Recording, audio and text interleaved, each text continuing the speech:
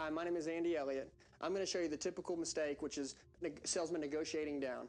This is a point where someone says the payment's going to be too high. I'm going to show you how it's going on in your store right now, more than likely, and I'm also going to show you how we can change it and collect all the money, which is going to skyrocket grosses through the roof.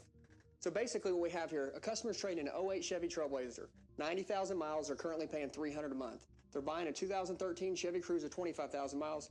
The manager has put out a proposal at $599 a month. Now $599 a month is where we make all the money. We do not want to negotiate down. So basically what happens, this is what you're seeing now. This is what your salesmen are doing. $599, great news, sign here, let me get your new car cleaned up. There's no way we can pay more than $400. Okay guys, well the payment's $599, could you meet me in the middle? No, I can't. So the salesman writes the $400 down and he says, could you do $400 maybe up to $450, no more than?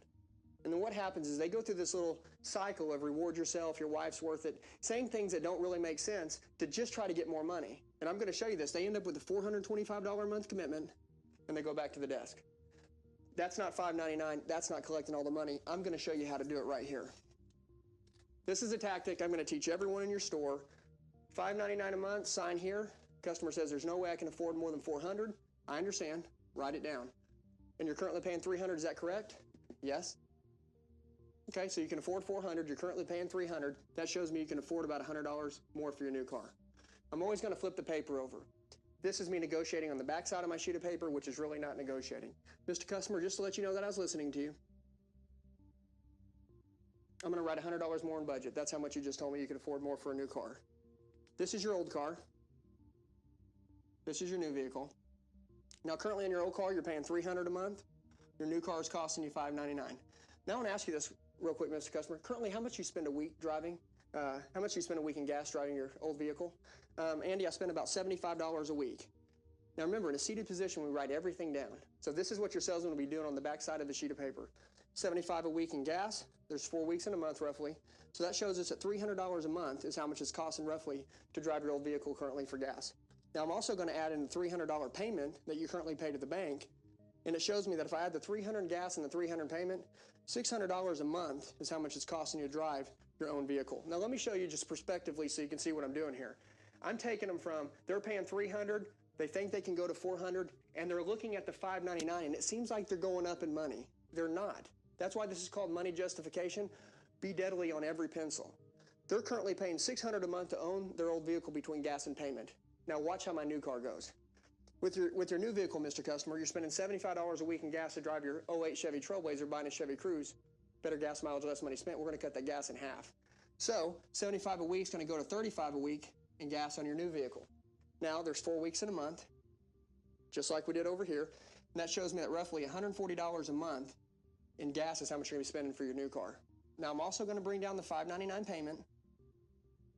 And just like we added up on your old car, I'm going to add up the total budget between gas and payment for the new vehicle.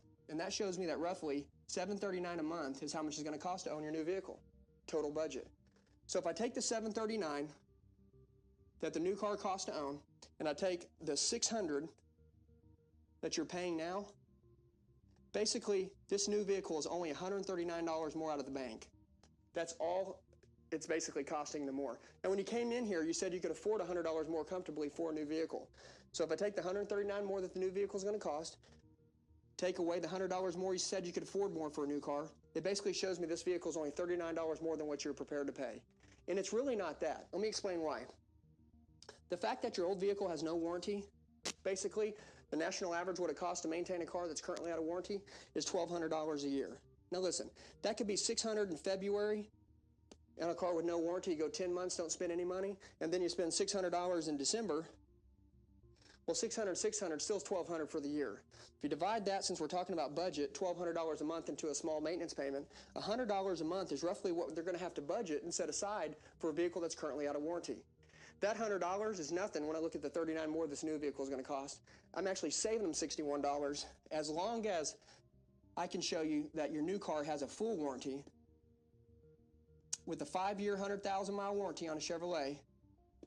The national average to maintain a vehicle that's under a full warranty is 0. So you have a 0 ownership cost on your new car, which means peace of mind and protection. If anything breaks, it's going to be paid for. You don't have the ownership cost like you had on your old car. Not only mentioning the fact when we saved on gas, when gas goes to $5 a gallon on your new vehicle, It'll make complete sense of trade. It'll be super affordable, and you'll get paid back at the pump where your old car would have cost you more. So sign here, Mr. Customer. Let me get your new car cleaned up for you.